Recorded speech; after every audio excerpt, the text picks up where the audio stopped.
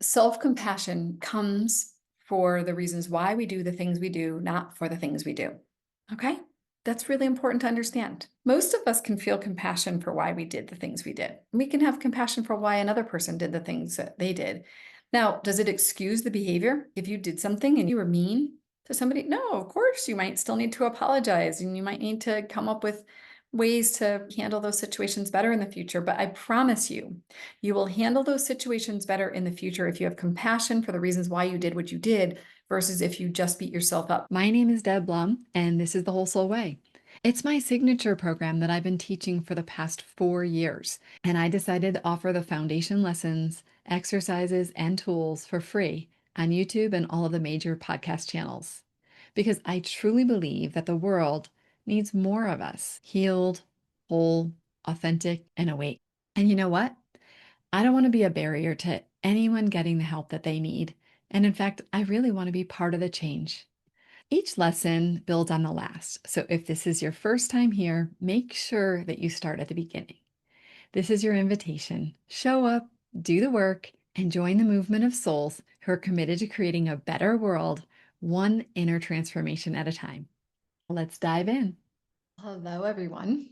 I am here to talk to you about how to take that overthinking brain and transform it into your superpower. I know what it's like to be spinning in our heads. And I'm going to say that it could be anything from that you are actually triggered, emotionally triggered, kind of losing it. It could be that someone slighted you or that you feel like your feelings got hurt. You're taking something personally. It could be that you have a decision that you have to make that feels like it's a hard decision to make.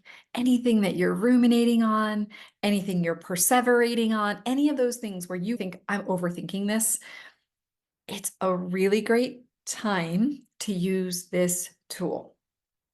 Let me just tell you about it for 1 second at a higher level. The women who use this tool in the Whole Soul Way program love it.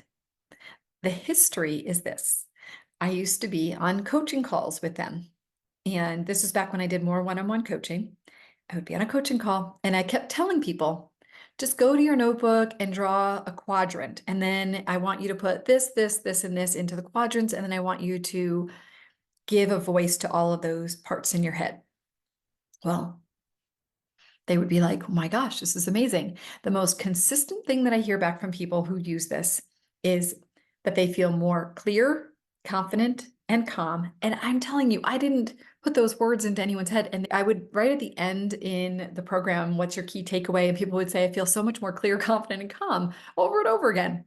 The other thing is that they felt like they knew what the next action step should be. It might have been a different action step than they would typically take because this process does help you to see things from a different perspective, but they knew what they needed to do. The concept here is this, that in our beautiful brains, we have a lot of different voices. And it's like they contradict each other. They disagree with each other. So one part of us might want to do one thing, and another part of us feels fear, or another part of us feels some actual feelings, sadness or anger, disappointment, frustration. Another part of us is reasonable and rational. Another part of us knows the right thing to do, but can't get yourself to do it because this other part feels this way.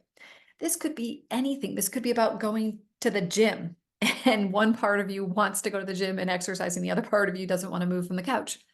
This could be that you need to have a difficult conversation with somebody, but there's a part of you that feels afraid to have that conversation. So you just keep playing it over and over and over in your head, and you never do the thing. You never have the difficult conversation. These kinds of things keep us stuck in our lives. So the tool that I'm going to teach you about is called the Dialogue Quadrant. It's actually pretty simple, but I'm not going to deny you will have a part of you that will have resistance to doing it at times until you've done it enough times that you realize that it's so amazing. Because when you're in the thick of something, sometimes you're like, no, I need to think about it a million different ways. We become addicted to the ways that our brain overthinks. We kind of go into this place of like, no, no, no, I have to keep on thinking. I have to keep on going through the pros and cons. I have to think rationally. And the dialogue quadrant invites you to go beyond the thinking mind into more parts of your brain. So I want you to think about this. You have this prefrontal cortex, okay? And that's the part of you that is where your executive decision making is, executive functioning. This is where you think things through, you process things. This is where you're using logic and rational thought. It's really the most sophisticated part of your brain, the most advanced part of your brain, the most evolved part of your brain. Oftentimes we hear this voice. We know the quote thing we want to do or the right thing to do, but we have another part of our brain, which is in the limbic brain, which is, if you really think about it, some people will call it the reptilian brain. And that part of our brain is where our fear responses are. So this is where we are feeling that feeling in our body that we don't want to do that, or it might be where we're actually emotionally triggered. So we might have fight, flight, freeze, or fawn. Something comes up in there. That is in that part of your brain. It's the amygdala. And that part of our brain tends to be a little more of a reaction. That part of the brain is very quick. It's primitive. It's about survival. It's about basically scanning for perceived threats. Even if they're not an actual threat, it's scanning for things that feel threatening to us. It could be even taking an action step toward having a difficult conversation that could feel like a threat. It could be doing something different than you've never done before. It might be that you want to go skydiving and there's a threat that comes up that's like, no, it's too scary. Your prefrontal cortex is doing all the research on it, trying to say to you, no, no, no, it's really safe. But there's another part of you that's like, no, it's scary. So then we have the emotional center of our brain, that limbic piece of our brain. By the way, no one should be thinking that I'm teaching you exactly how the brain works. I'm trying to give you a rough idea here. Now, all of these pieces work together. You also have something else, which is intuition, your gut feeling, your highest self. You have your heart. There are a lot of other pieces that are communicating. Your literal body is communicating with you. So it makes sense that it's hard to sift through it all. It's hard to make sense of all of the input that we're getting and all the internal sensations we're having. And so often we just get stuck in this spinning, spinning, spinning. Now, another thing is that oftentimes we are really up in our heads.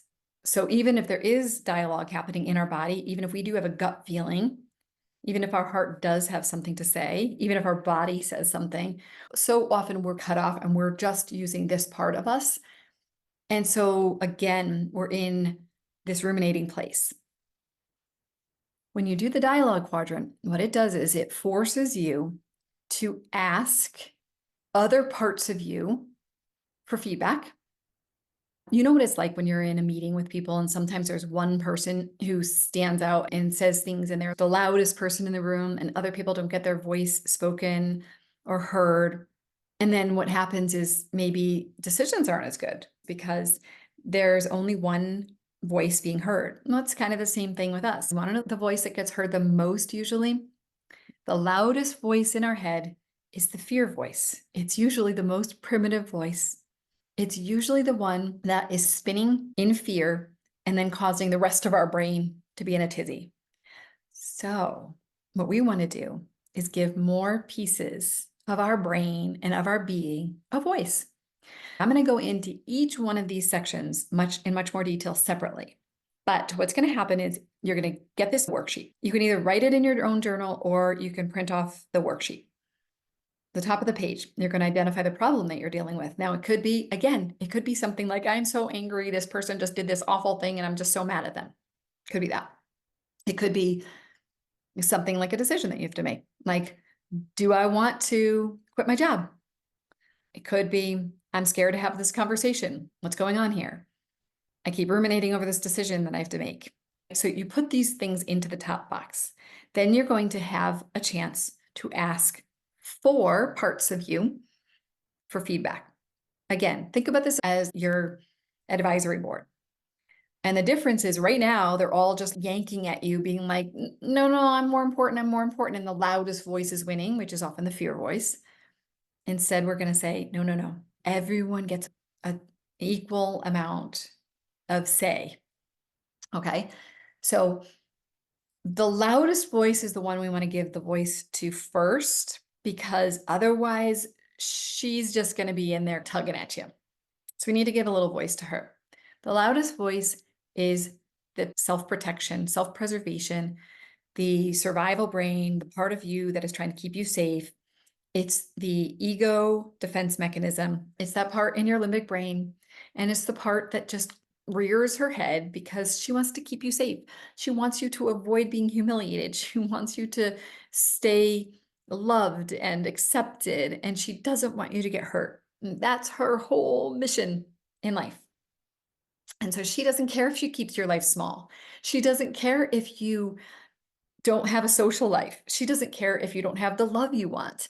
She doesn't care about your relationship. She just cares about you being safe. If that means that you need to be in your bed, under the covers, not doing anything scary, then that's what she's all for. Or she's about fighting and defending. And she's like, I'm just going to stand up for you and fight. And I don't care if I hurt other people. I don't care if relationships get ruined because of it. Or she's going to do things like people please and try to make other people like her by turning you into somebody that isn't even you, just you having to be somebody so that other people will like you and accept you. So you see where I'm going with this? So she is that part of the fight, flight, fawn. She's the part that has all these little strategies and ways that she acts so that you can stay safe. She needs to have her say first. She needs to speak first. So she's going to sound something like, you shouldn't do that. It's not a good idea. Just ignore them. Just ghost them. Just don't talk to them anymore. Or she's going to say, just say yes. You know what? Who cares if you don't have time? Just say yes because it'll be easier and faster. Or she's going to have some type of a voice like that. She might even be self-critical. She might say things like, why do you always do this? What are you, stupid? You don't know anything. You don't know how to make a decision. What's wrong with you? She might be critical of you. She's the voice in you that's usually not very kind, either to yourself or to others. She's usually pretty tough. She's pretty strong. She's pretty loud, and she's pretty brutal. Okay. Now she thinks she's doing the right thing. She has good intentions. She just doesn't know how to be a grown-up. She's acting from this young part of you, this not only primitive as in young as far as our evolution, but young because she was formed when you were little and you needed to learn how to cope with your environment, to adapt to your environment, to be able to live in your family of origin and in society. All right, let's move on. The next one is the inner child. All right, so the first one's the inner protector. Next one is the inner child. The inner child is the wounded you. I want you to think of her as the wounded you. She could be the young, playful, fun part of you, but in this case, she's usually going to be the wounded part of you. She's the one that's got hurt feelings. She's the one that feels sensitive to things. She's the one that has needs that didn't get met when she was little. She's the one that's like, it's too scary. I don't want to do any of this. I just want you to like me. She's the one that is feeling alone and lonely. She's the one that feels scared. She might even be the one that feels angry, but she doesn't have a place to be able to share it. She might be the one that just wants to be hugged or held, or she wants you to ask her what she wants. She wants you to pay attention to her. She wants you to connect to that part of you that was young and hurt as a child. And what she knows is that your tendency is to not want to go there. You're like, I don't really want to feel those feelings. I don't want to go to my baggage. She knows that. So she feels ignored. She's like, but I have this stuff that you aren't looking at. I'm here. I'm little, I got hurt, and I'm now in this big body, and you aren't paying attention to me. Now, in the Whole Soul Way program, we go really deep into how to reparent that part of us, because the truth of the matter is she's actually the one wreaking the most havoc in your life, because she is just trying so hard to get your attention, just like a little child who has feelings and fears and needs and all of that. And they're like yanking on your shirt all the time. And all they want is for you to see them, to value them, to be with them, and to give them attention, to give them your presence. That's just like the child inside of you that didn't get that when she was little. She didn't get that from her parents in the ways she needed. She might have gotten it in many ways, but she might not have gotten it in other ways. And so now she's still hungry for that. What happens is most of us are out there trying to get that need met from other people.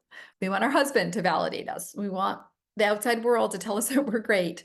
We want circumstances to feel safe. We want other people to not say mean things to us. I mean, listen, those are all valid things to desire, but we can't control other people. What we can control is our reaction. But the reason why we have a reaction is because somewhere inside of us, we are hurting. And other people in the outside world, circumstances, situations, people, they are touching on the little wounds inside of us. They're touching on those little parts of us that are hurting. Michael Singer, who wrote The Untethered Soul, was being interviewed by Oprah, and he talked about the concept of thorns. And think about physically, like if you go for a hike and you get a thorn in your foot and you're walking around, it is incredibly painful anytime that something touches it or somebody comes over to take it out and they rub their hand over it gently and it hurts so much. How do you actually deal with that? You actually have to take the thorn out in order to feel relief, right?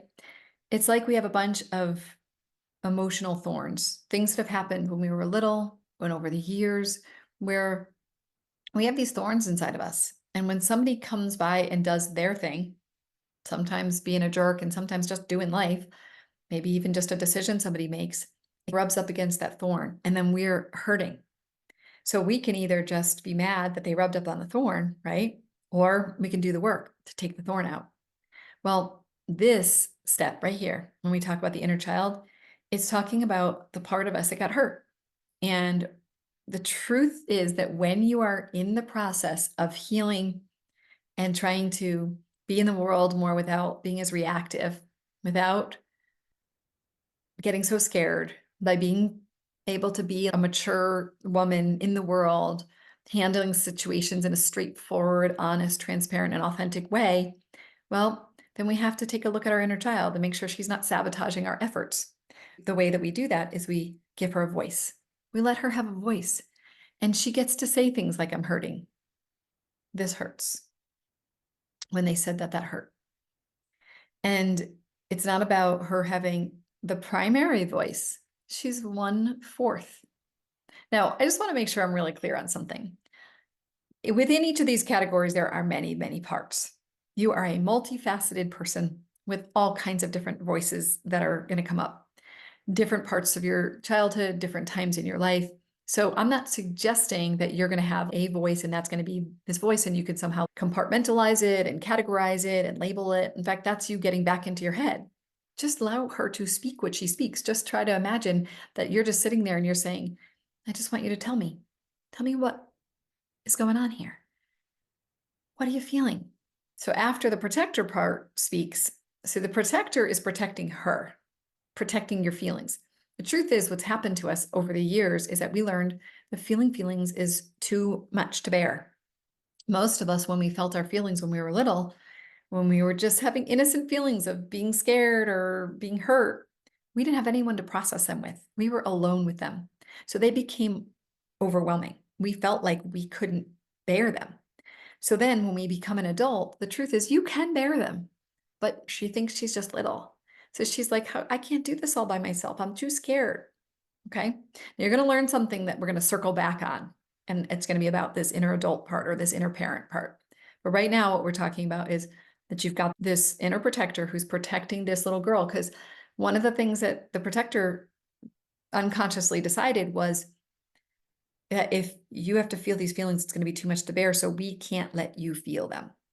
Okay. Much easier to get up in our heads, try to solve the problem, be thinking about the problem, be blaming other people, being judgy, feeling like the victim, because then we don't have to face the feelings. But it's when we face the feelings, that is when we get to the place where we truly can heal.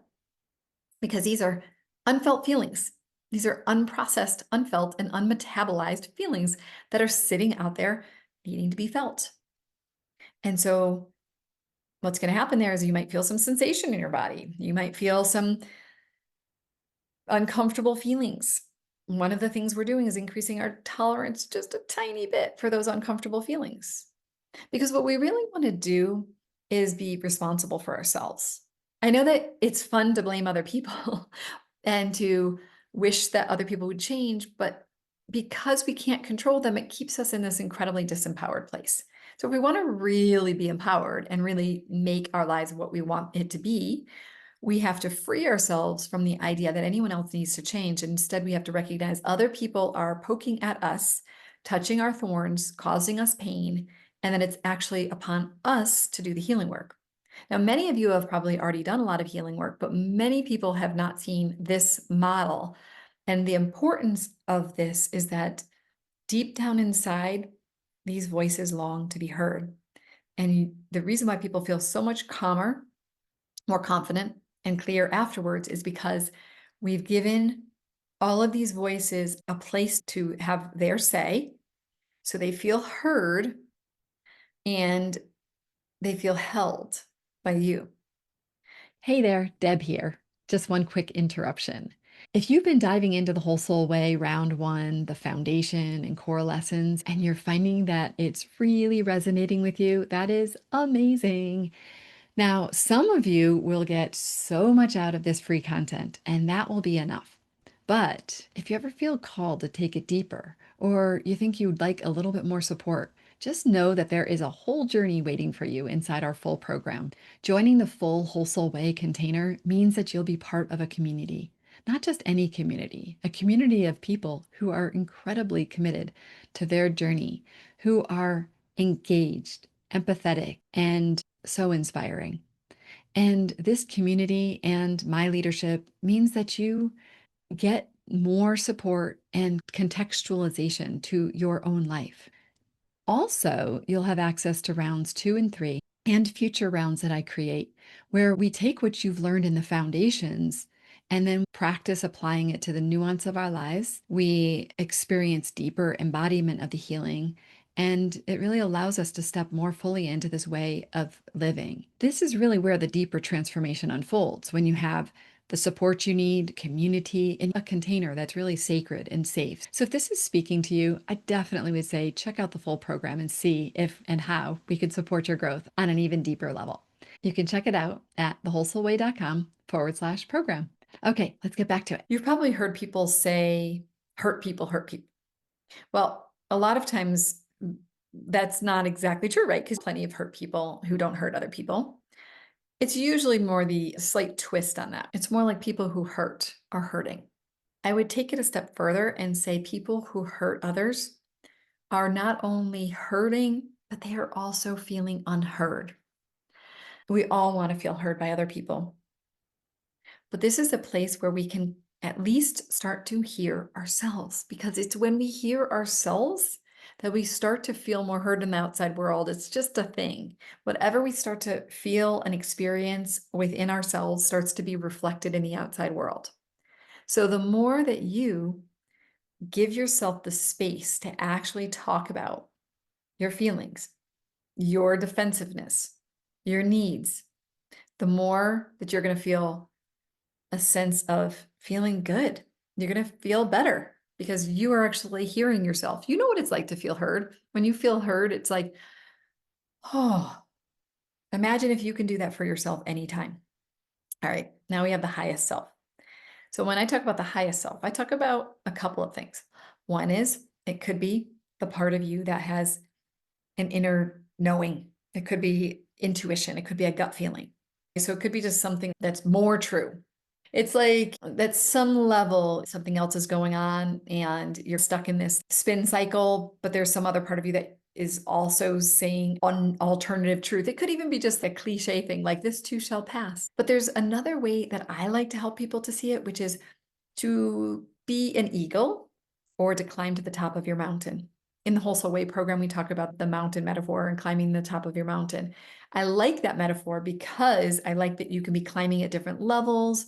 You get to see different things from different places. Like if you're on a mountain, if you get to one level, you can see a certain vantage point. When you get to the top, you can maybe see a broader vantage point. Maybe when you get to the top, you realize that you're not at the top and there's another top.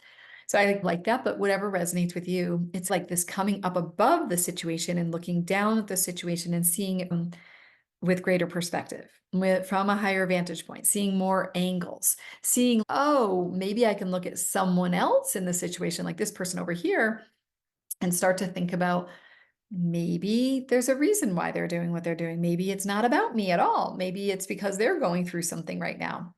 I talk about a concept of a lovely story. I will share a bit about the lovely story in here too. That might help you as well. Now, that part can be things like I'm looking for the good in a situation, seeing the best in another person, having the best of intentions, seeing other people having the best of intentions, like holding the whole picture in a much bigger way. So I invite you to go to the biggest, highest self and say, what is happening here?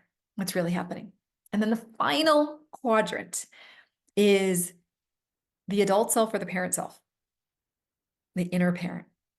Now, this is where it all comes together, because this is where you engage the prefrontal cortex. You don't discount anything. So whatever you've learned, whether you have new insights and wisdom from your highest self, whether you're tuning into your gut, whether you're hearing the inner child's feelings, or you're tapping into the words of your inner protector, whatever that is, you're tapping into all that. I want you to imagine, in some ways, this is what some people might call the witness or awareness, but it's a little more than that.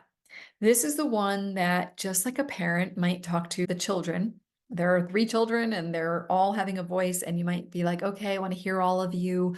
And I want to draw out of you what's your perspective. And then I might reflect back to you. I might give you some compassion. I might try to help you to understand the situation better. I want you to imagine it's like that.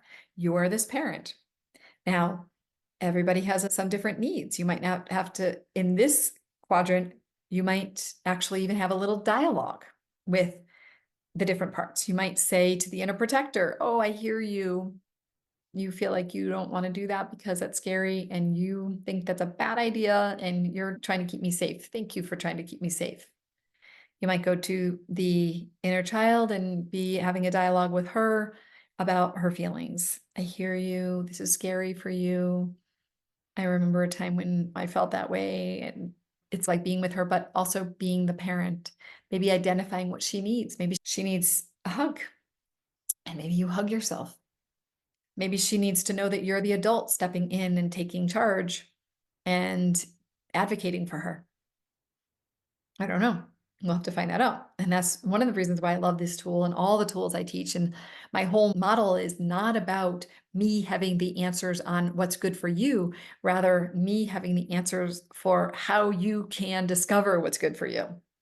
Because you actually have a tremendous amount of wisdom inside of you, and it's all mucked up by what we've learned, our belief systems, our limitations, society, the way that we're afraid, the things that we think we should and shouldn't do, the roles and the rules and all of that stuff. It's all cluttered in our brain. We want to find what's true for you. And that's what this process is doing. It's helping us to find out what's true for us. So then the adult also is looking at the high self. What is it that when we look from a higher perspective? And then she comes together, and she has a voice too, which is a voice, as I said, it could be a voice in response to each of these. It could be a voice in validation to it, but it's also this voice that's tapping a little bit into, what are we going to do? What's the bigger picture? Now that I understand all these voices and I'm more clear, what are we going to do?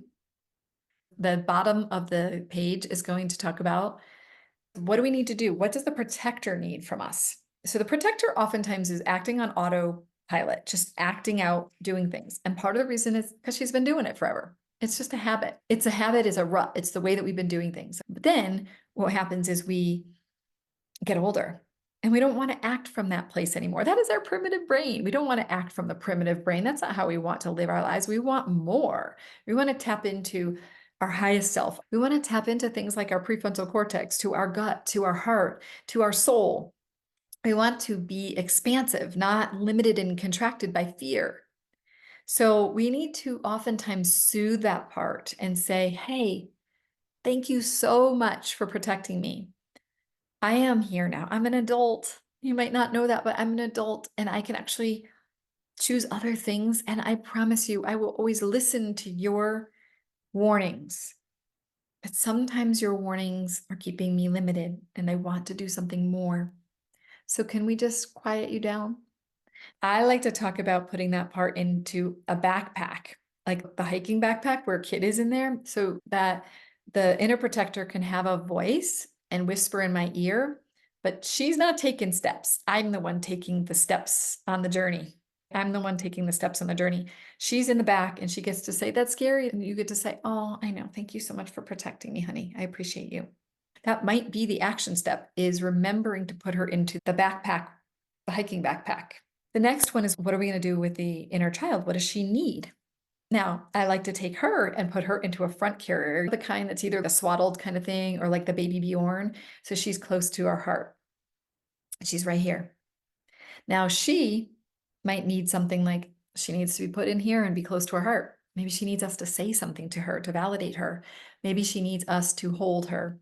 Maybe she needs us to actually be the person who goes out there and tells another person no or sets a boundary. She is very important, and this step is really important to identify what it is that she needs. And the final step is, what's our aligned action? What are we going to do? And oftentimes it's maybe we're going to sit with it. Maybe we're just going to sit with it, but we're not going to sit and ruminate. After we've done this, we're going to sit with it and see what comes of it. Maybe it's that you have to go to somebody and have a conversation and you're a little scared. You're scared, but you're like, hey, I'm putting the fear back here. I'm a powerful, empowered woman. I'm a grown ass adult. And I want to act like a grown ass adult, not like a fear-based child or a wounded child. I want to act from the place of my most mature and healed and whole self. So we do that through small incremental actions over a long period of time. And it's when we do new action that we validate to our inner child that she's worth it. And we validate to our inner protector that the protector doesn't have to do everything, that we are an adult and we are going to step in as an adult in this situation. We're going to do the adult thing. Now, many of you are going to say to me, but I've always been an adult. I'm such the adult. I do everything. I do all the responsible things. But here's the difference, though. It's sort of true. But I want you to just consider the possibility that the part of you that feels like you're an adult might be a mask. It might be a protector part masquerading as an adult, because that's what you learned you had to do as a child and through your life, is you have to be the responsible one. You have to be the one that gets it done, that does it right. Maybe you're a perfectionist. Maybe you're the person who is a great problem solver, whatever it is. And you have worn this mask, but actually deep down inside, there's a part of you that doesn't want to carry that burden, that's not just naturally who you are, that you are more than that. So just consider that as a possibility.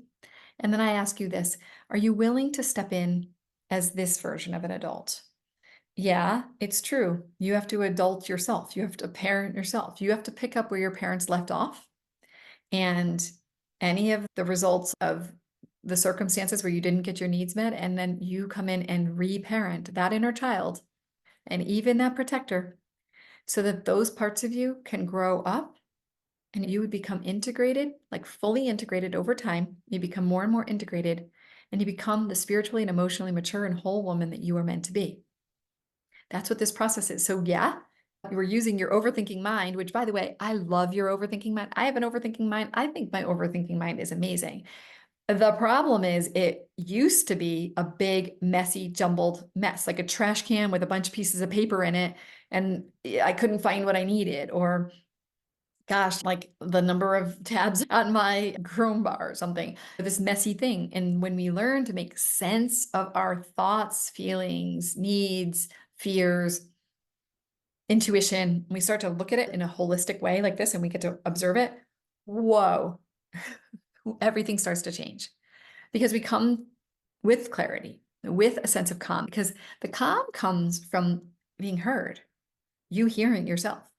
And what I like to talk to people about is the concept of self-love and establishing a relationship with yourself.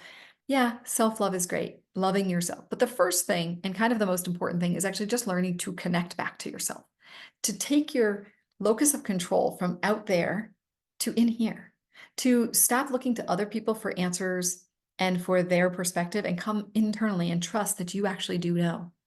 That is the journey that we're doing here. We're bringing you back to this place and saying, your overthinking mind is amazing. Let's harness the power of that. Let's harness that power and turn it into transformation, turn it into self-connection, turn it into self-compassion, turn it into self-love. And that brings me to something that I want to talk about self-compassion, because I think have self-compassion wrong. Self-compassion comes for the reasons why we do the things we do, not for the things we do. Most people, they are looking at self-compassion from the perspective of your behaviors. Say, as an example, that you went into the pantry and you pulled out the bag of Cheetos and you sat on the couch and you ate the whole thing. And then you're beating yourself up and you're like, oh, no, no, no, no. Dad told me that I need to be compassionate. So then you're saying things like, oh, honey, it's okay. It's okay that you ate the Cheetos. It's okay. Now, there's nothing wrong with that, but I'm going to guess that in some way there's a little bit of dissonance there, because probably part of you is like, it's not okay that I eat the Cheetos. I shouldn't have eaten the Cheetos. So I ask you to go one level deeper. Okay, I want you to tap into the feelings, fears, and needs that are underneath it. That's where we start going into the dialogue quadrant. So if you were in a situation where you started beating yourself up for eating the Cheetos, I would invite you to take a dialogue quadrant out and sit down and say, what happened here? Because underneath every behavior, every quote, bad behavior, including with our children, there are feelings, fears, and needs, and we need to be the detective. Our behavior is the external manifestation of something happening inside of us. So whether it is that we yell at somebody, whether it's that we run away from a situation because we're too afraid to deal with it, whether we people please, whether we are ruminating in our heads, whether we eat junk food, whether we drink, whether we shop, whatever we do, whatever ways we cope with life, underneath it are feelings, fears, and needs. And here's the thing, I bet you are really, really good at coping. I know I'm really good at coping. I have very good coping mechanisms, and they were high functioning coping mechanisms. High achiever, I'm pretty sharp, I can solve a lot of problems, I'm a good planner, but a lot of things that I do are also ways that I am trying to control my environment. I have to look at those and say, oh, look at me trying to control this situation. What's going on underneath it? Did something happen that made me feel out of control? Is there something I'm worried about? So a dialogue quadrant is a great place to explore that. So whatever our external behaviors are, those are just pointers into ourselves. The compassion comes for why we did the thing we did. So why I'm trying to control. Oh, there's a part of me that felt really scared. I feel compassion for that part of me that felt scared.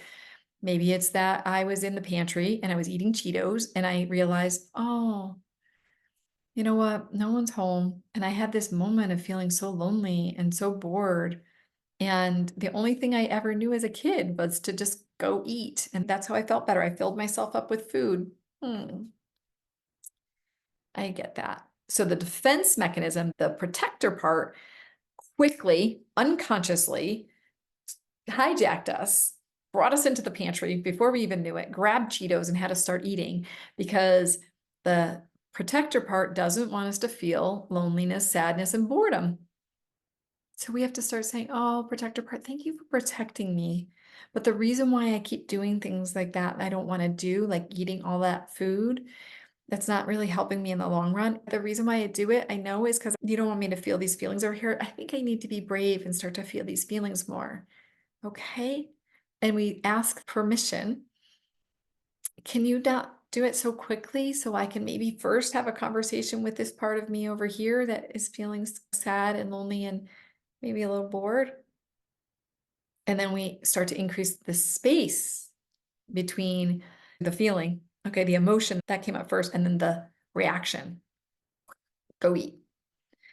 You don't have to do it right that moment, by the way. If you don't remember until 3 days later, and all of a sudden you're starting to feel some relief, or a week later, and you say, oh, I want to do the dialogue quadrant, perfect. Go do it then. In fact, it's even better to do it when you're not fully triggered, because when you're fully triggered, it's going to be harder to find all those other voices. It's a little easier to do it in retrospect. So if you find yourself ruminating, that's usually the time to do it. Not when you're in the thick of it. Sometimes in the thick of it, it's just hard to do that. Self-compassion comes for the reasons why we do the things we do, not for the things we do. Okay? That's really important to understand. Most of us can feel compassion for why we did the things we did. We can have compassion for why another person did the things that they did. Now, does it excuse the behavior? If you did something and you were mean to somebody, no, of course, you might still need to apologize and you might need to come up with ways to handle those situations better in the future. But I promise you, you will handle those situations better in the future if you have compassion for the reasons why you did what you did versus if you just beat yourself up. Because when we beat ourselves up, we steal our energy, our capacity, and our ability to be able to be present. So the more that you can have compassion and understanding for why you do what you do is going to actually create spaciousness and increase capacity to be able to better handle the situation in the future. You understand that? So basically what I'm saying is that the self-compassion builds you up, it fortifies you, it gives you strength. It doesn't excuse behaviors. It helps to make sense of our behaviors, because when we understand our behaviors and why we do what we do, it is a much better chance that we will stop doing the things that we're doing that we don't want to do. It might take time, but I promise you, it's understanding the feelings, fears, and needs and all the other things underneath it, the reasons why we do the things we do. That is the absolute place where we have to go to be able to move into new action. Now that you understand the bigger picture, what I want you to imagine is that when you come in, you are elevating yourself just a little bit. At a minimum, you're elevating yourself as if you're a parent. Okay, like, okay, kids, we're gonna have you all sit at the table, and I want each of you to take the talking stick, and you each get a chance to share what happened when you guys had that big fight. Okay, it could be like that, or it could be the observer self, like people talk about it in spirituality or in meditation, like the aware witness. It could be any of those, but what you have to do is make sure you're inhabiting that when you start to get the four voices, okay? Because the problem is, if you don't, you might be stuck in a child part. You might be stuck in the protector part. So you want to intentionally say, I'm here to sit down and try to be the one that holds the wholeness of it all, right? That is a neutral observer. And it kind of is the inner adult, but it might even be something just a little bit bigger than that, like more comprehensive and holds everything and says, everyone's voice matters here. I want to hear everyone. Okay. And that's kind of where you're going with it. So now that you understand the bigger picture, I want you to inhabit the role of the aware witness, the observer, the awareness itself, the adult self, whatever it is. And I'm saying everybody has a voice. I'm neutral. I'm here holding it all. I'm not making any judgments. Everyone gets to speak. Okay. It's almost like the facilitator.